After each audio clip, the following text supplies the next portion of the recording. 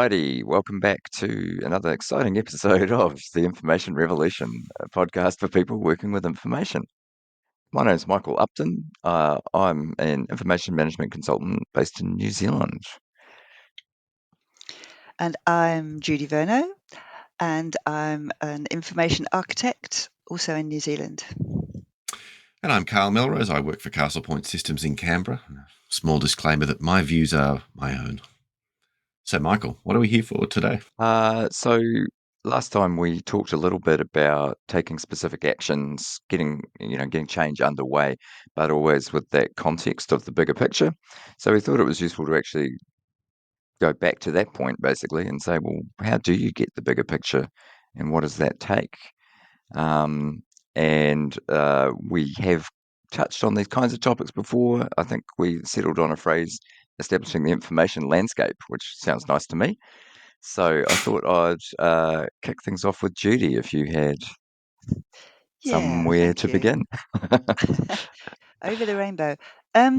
Yeah, I like the term information landscape. I mean, I think there's two aspects to the bigger picture. There's the information landscape, but then there's also the people landscape, if you like. But let's focus on the information side of it for now.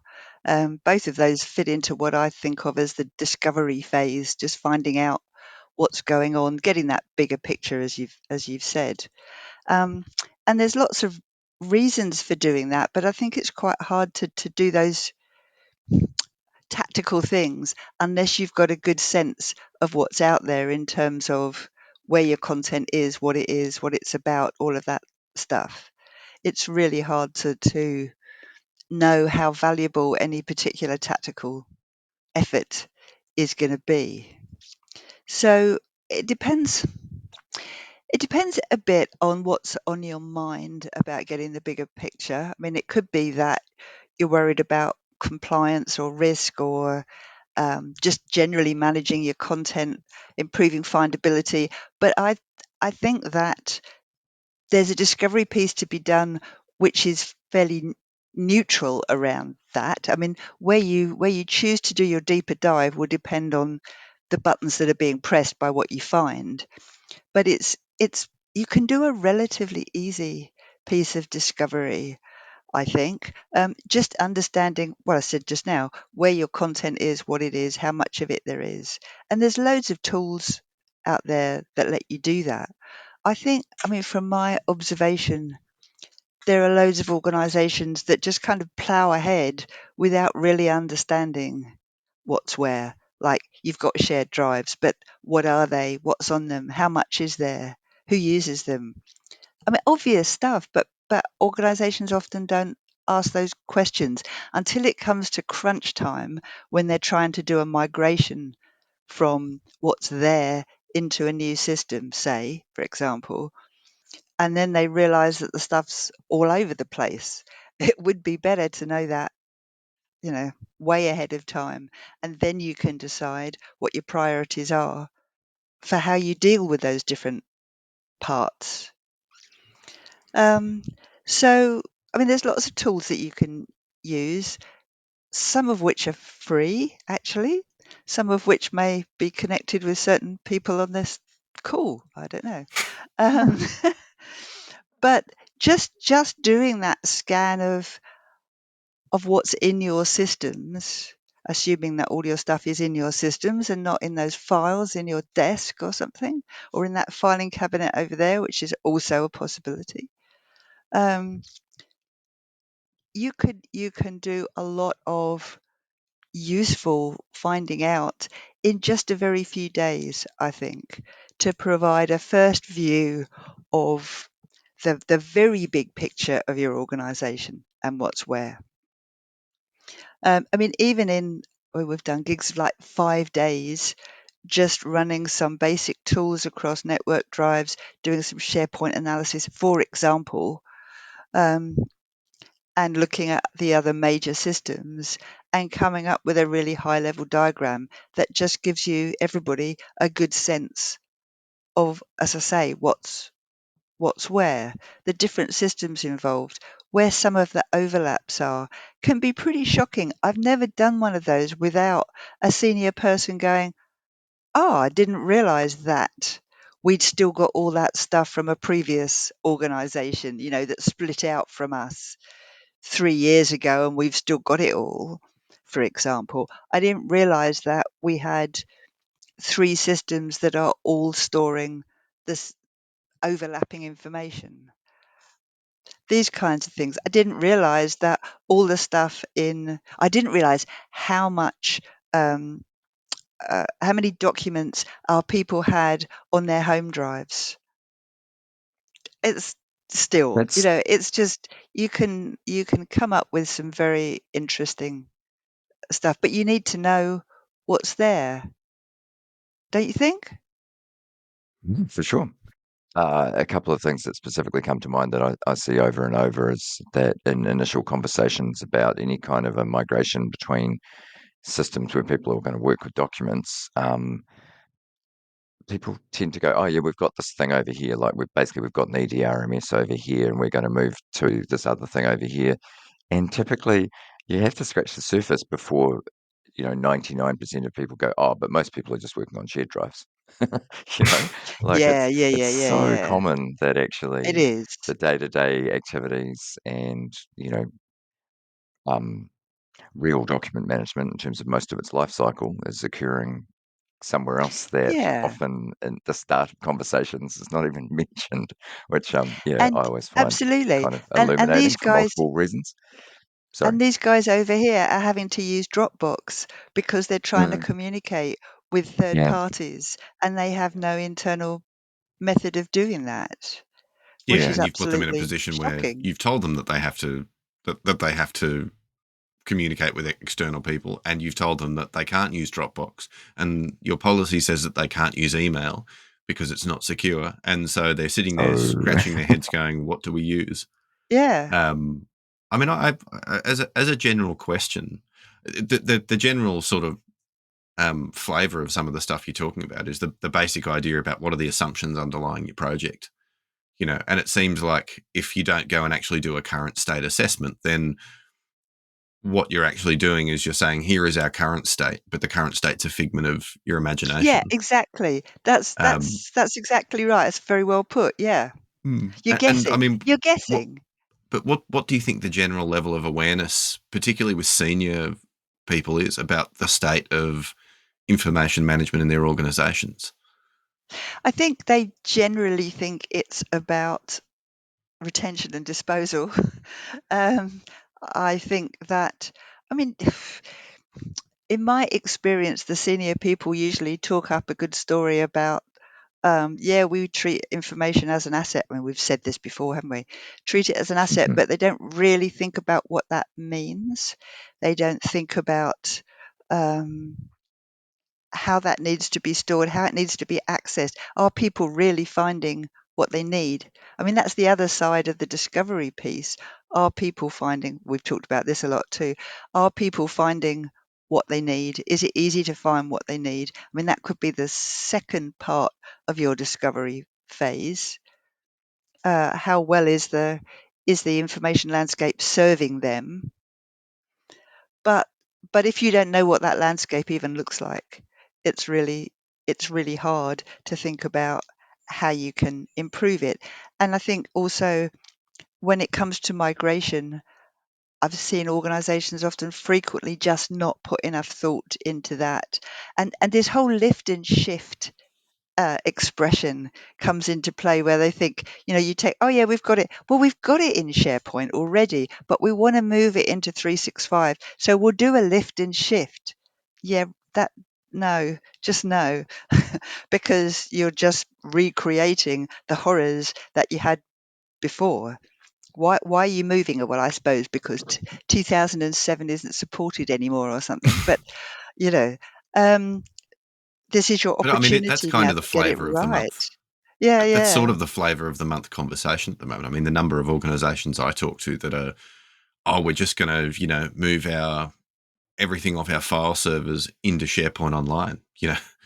One organisation, we're going to move 857 terabytes of, into SharePoint Online. And that's sort of the internal discussions about whether that can happen. But I mean, that's every agency that I talk to at the moment. They're all trying to get off their shared drives and looking at Microsoft Yeah. 365 as some kind of panacea. But I mean, I think they're going to. I mean, can't see how it. if I were to play devil's advocate, I would say they wouldn't be making it worse, but it's just such a lost opportunity, It's just like, Yeah. You're not which I making think it is what worse you're saying. because at least you've got a search, some search capability, which you don't really have on the shared drives. But I think that's about the size of it. If all you're doing is just throwing stuff into 365, I know you've got all those other features and functionalities, but that almost just makes it worse again, even though it looks like it's really helping, because you've got all those other places, your team sites and that are proliferating at a huge rate. And then you've got the chat and people storing stuff there. And I mean, I'm finding this at the moment somewhere. Where was that document? I think it was in the chat. I think it was put in the chat, but I don't know where it's stored in SharePoint, and I don't know which chat it comes from. And it's just, anyway, It's in the chat. it's in the chat. Yeah. If it's Yeah, in the chat sorted. by default, it's in someone's OneDrive. It's in the person's. If someone shared it from Yeah, outside of 365 into a chat, into a Teams chat, yeah. I mean, to me, that worries me yeah, more than a bunch of the things I usually hear people worrying about 365. I think there's a lot of defaults that invite the use of silos. But anyway, I mean, that's I mean, that is traveling off topic. But any kind of migration from a file server into Microsoft 365. It is all the extra, and you guys know I love the extra tools. I think that's the big unexploited opportunity of Microsoft 365. But it's all of those other tools. You pick this stuff up and you drag it into a document library, and then you drag your 857 terabytes into a document library, and then you wait, 18 months while it copies across, because however big your link is, that's a long time.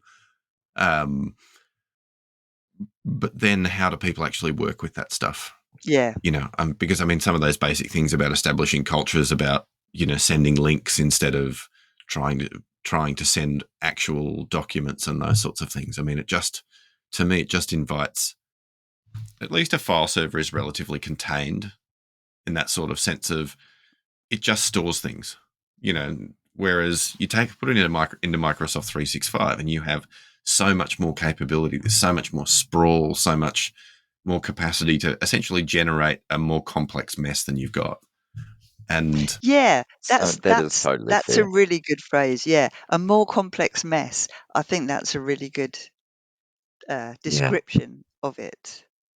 I think. Unless you're careful, and it's not. I and mean, I think it tails into what you said as well about how well is the information landscape serving people. Well, does moving it onto Microsoft 365 give you an information landscape that is serving people better?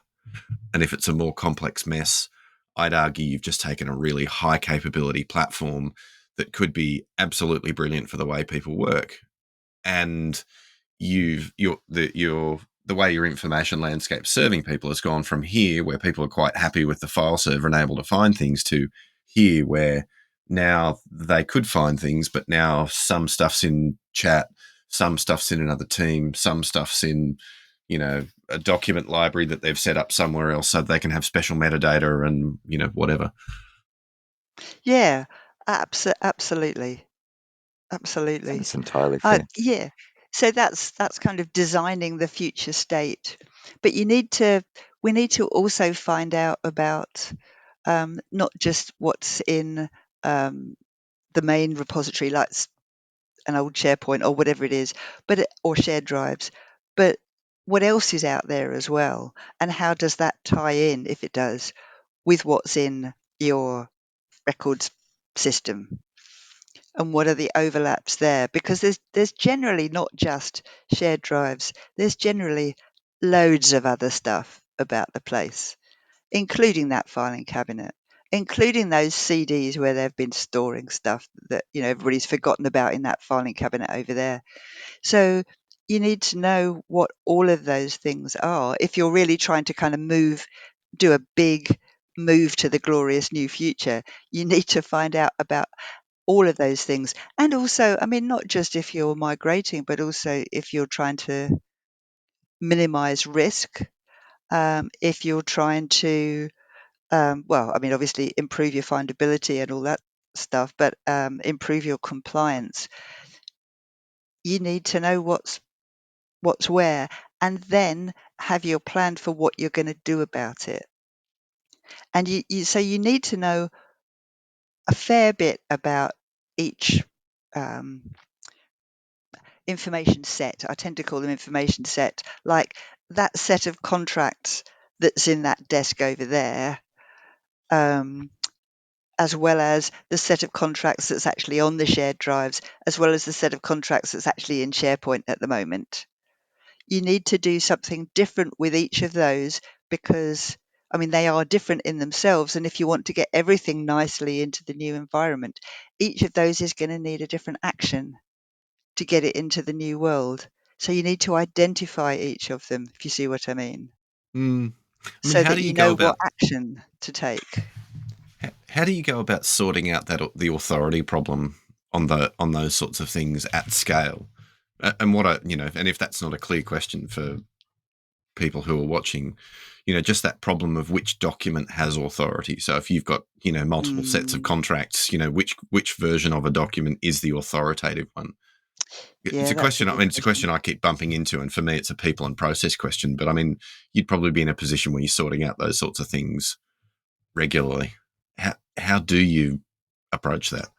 Well, we don't, do we? I mean, we have to talk to the subject matter experts, to the owners. Well, that's yeah. And there's another thing, you see, who owns these documents or data sets or whatever they are? Who owns these information objects, which we probably don't know. But if we can do some kind of a landscape, then maybe we can assign owners to these different information sets and then work with them to work out what the authoritative set is or what stays and what goes, what the rot is, that old redundant Mm, outdated trivial thing. So what can get scrapped. I mean, that's kind of getting into yeah um, longer lasting activities there to work through all of that. Just thinking about the getting a basic sense of the landscape in the first place, so that you can then decide what needs to be dug into, what your priorities are now that you've got a good overview. and You know, how do you generally approach that with your organisations? so some very simple diagrams with senior people saying this is what it looks like at the moment, and that usually generates quite enough discussion. Oh, so why is that over there? Why have we got so much? I never realized we had quite so much. I don't know, so many images. Why are all those images on the file server over there? Oh, well, actually, they're, all the images from the Christmas party for the last 20 years or something. Um, but it usually throws up enough points of interest to get engagement and to discuss then, but it needs to be at a senior level in order to How get how anywhere. how senior is senior? Well, it depends on your organisation, doesn't it? Mm, Um, always. The size thing, yeah, in my experience, like size of the I mean, organization. yeah, I mean, you're going to get depends on that. Yeah, depends on the structure, but you're already going to have to engaged with a senior IT person in order to be allowed to rummage around. So hopefully he or she is going to be involved in this discussion. The head of your information management should be involved in that, but then it depends on your structure and you know how they report in and so on. But whoever they report to would be good to have in that discussion too.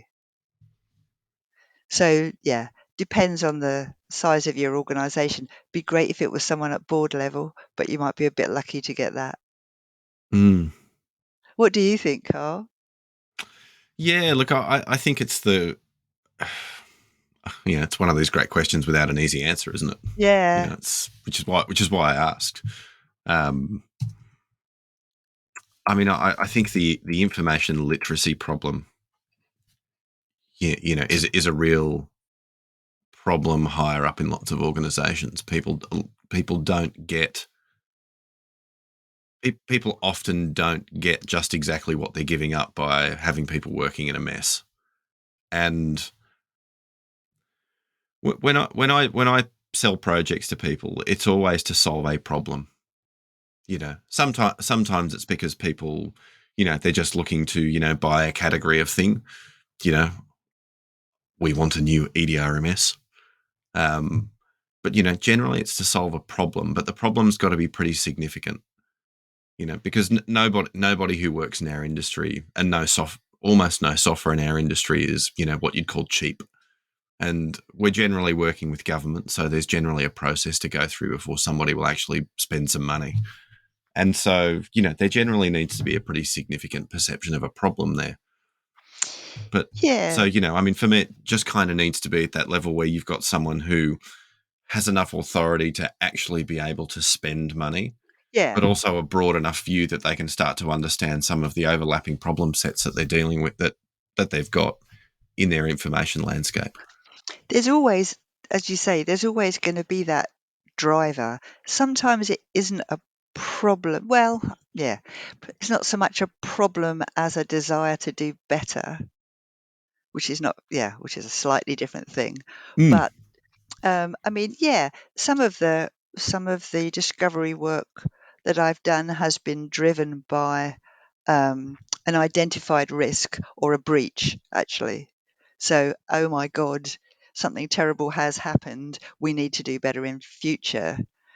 Um, it's rarely driven by non-compliance with retention and disposal, I find, but mostly, I guess, knowing that you've got to move from an old environment to a new one. So I'd say, um, oh, and yeah, another very large organisation that had a lot of data coming in. They would do work on it. Data goes out, and they realised that actually they had no way of tracking what was in the organisation, where it was, what was happening to it, that flow. So that actually was driver for a big piece, a 6-month piece of work with 4 of us, tracking every piece of information around the organization, not just that data flow. They realized they needed to get a much better handle on it. Oh, that's So there's huge. lots of The there's I, I, yeah there's lots of drivers, but as I say, usually it's something bad has happened, or something bad could happen because our system is just going out of support, frequent one, or occasionally we realize we're not doing things as efficiently as we could be. And I've talked about the business analysts, the business intelligence people, they really need to be mm, able to do their work better. So it's an improvement. I see that Yeah. as a more of a driver at the moment, and I think that whole. I mean, Mm. you've Yeah. brought that one up before, Increasingly. Judy, as an idea of Mm. one thing you can do: go and talk to people who basically need to sort of Definitely. exploit the asset, if you like, and Yeah. Yeah. so it's Yeah. like, well, that to me seems like a really great starting point in terms of this landscape stuff. Is going, well, what information are you drawing on, and where is that, and how does that fit together? How much of that is there, and how's it structured, and all that kind of stuff. Yeah, Yeah. And what and problems are you and having with it? and certainly I'm seeing like 100% in central government in New Zealand. That increasing thing of one set of information being used across organisations. Um, basically talking about information sharing or data sharing. Those kinds of agreements and all of that fun and games. And so yeah, I was thinking of that before you mentioned that was one situation you'd been involved in, Judi, where discovery work to me often um, needs to extend to checking, or it's a useful thing that you can often find out very quickly. Where does information come from somewhere else? Basically, like where does Yeah. particularly, I think it's very valuable to know that for the more daily transactional stuff. Like, are we pulling a bunch of information that's critical to just doing day-to-day jobs from some external source? Well, what is that? Because that's another classic thing that people neglect when they're trying to do see the landscape, I suppose. Mm. Because it's not on my shared drive; it's in someone else's um, data feed or something that we're pulling into a system. Yeah, I yeah. mean, it's interesting to me how quickly we get into questions about how people are organising and managing their work, because It's how my brain works. I just always want to go and see what people are doing, and then I want to know what the Yeah. information is hanging off that. But as, to your starting point, Judy, of basically running some tools and things like that's so fast, so effective It for is. finding out Yeah. a good amount very quickly. So, Yeah. it does make sense to me. It's just, that's in my head, it's always like, cool, got that out of the way, off we go. Do the bit that I like. Yeah, Sorry. sure. Yeah, they are quick and easy, and you can get an astonishing amount of information out of them these days. And and these days actually they also produce their own beautiful looking diagrams, some of them. But yeah, some really basic diagrams, uh, and statistics, of course. Mm. All the I mean, just simple stuff like all the different file extensions that you've got, and you look down the list and you go, "Well, I've got no idea what those are, and nor has anybody else. So what are we going to do about that?" And then someone comes along and says, "Oh yeah, they were exports from a file from a system that we had like 10 years ago, and we don't. They were just stored there. Nobody cares about them anymore. We can just get rid of them under our retention and disposal authority." Sure. We can now properly dispose of them. Yes, yeah. Yeah, but it's the finding out that's the key thing, and just getting that sense of the whole picture, so that, and as I say, yeah, it usually throws up some interesting things for following through and doing a deeper dive. I think it'd be very quick to, if you've got those kind of sets. So you had the example of different sets of contracts, Mm, almost do a sort of add an extra column to your table, if you like, of saying, what do I think the future might be for those things? And then, yeah, to link this all the way back to the start, if you're in that context of trying to get a few tactical pieces of work done and so on, you could at least sort of have a sense check of, okay, well, if the solution for this tactical problem, you know, is one thing, does that line up at all with what the big picture is telling me, or or the landscape that I'm kind of hoping to get to? Yeah, which might sound very basic, but kind of because it is. But I guess well, I'd just emphasise it that it's very because it important. I think, is. you know, Yeah, it and, it, and that it it is needn't be big, basic. right? Yeah, it is basic. Yeah, Exactly. Yeah, yeah, yeah. but You can, like I say, you can get the fundamentals in a week. You can do a huge amount in a month with yeah, just, I think, one person and some tools and some support tools. I feel like people sort of create a very black and white view of, like, you're faffing around and we've got to get on with it versus, sorry, no, that's not really what they do. Um, I think people The think that value of if we, discovery is hard.